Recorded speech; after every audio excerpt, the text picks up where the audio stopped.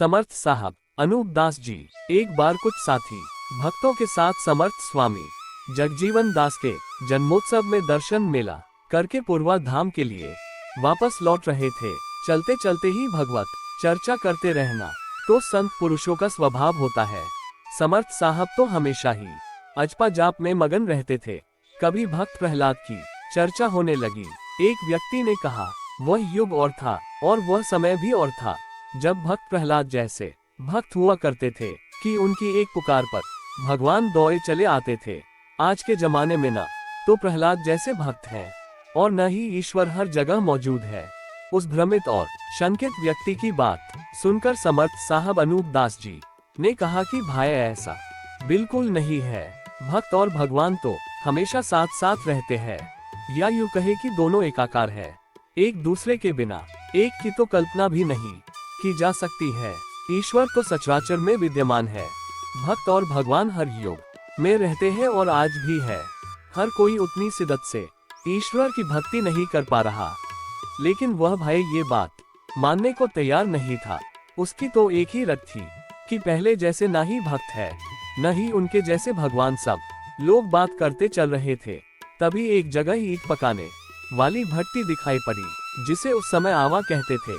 समर्थ साहब अनूपदास जी ने कहा कि आप नहीं मानते, भक्त और भगवान दोनों पहले की तरह मौजूद है। समर्थ साहब अनूप दास जी ने कहा कि अच्छा एक बात बताओ, वो जो सामने ईंट की भट्टी जल रही है, अगर मैं इसमें कूद जाऊं और जिंदा सही सलामत वापस निकल कर आ जाऊं तो मानोगे कि पहले के जैसे भक्त और भगवान दोनों ही है। तब उस व्यक्ति ने कहा कि हाँ, अगर ऐसा होता है तो मैं मानूंगा कि आज भी भक्त और भगवान दोनों है।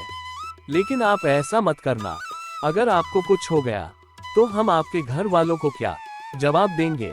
तब अनूप दास साहब ने कहा कि तुम उसकी चिंता मत करो, क्योंकि भगवान मुझे कुछ होने नहीं देंगे।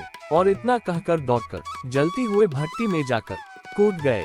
तभी साहब अनूप दास साहब के आग में कूदते ही सभी समर्थ साहब के साथ वाले भागने लगे।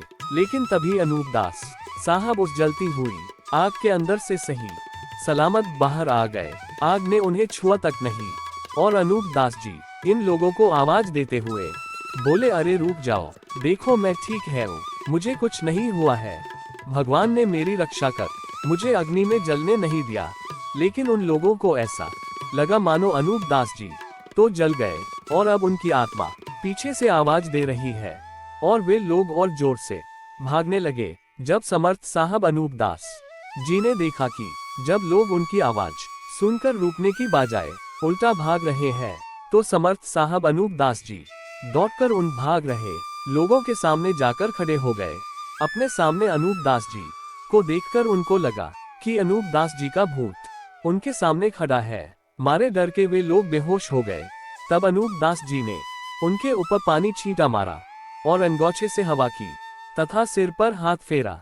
थोड़ी देर में ही उन लोगों को होश आ गया और उन लोगों को अनूप दास साहब को देखकर घोर आश्चर्य और पूर्ण विश्वास हो गया।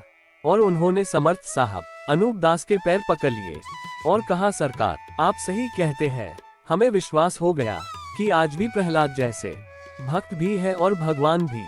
शुभ सतनाम बंदगी।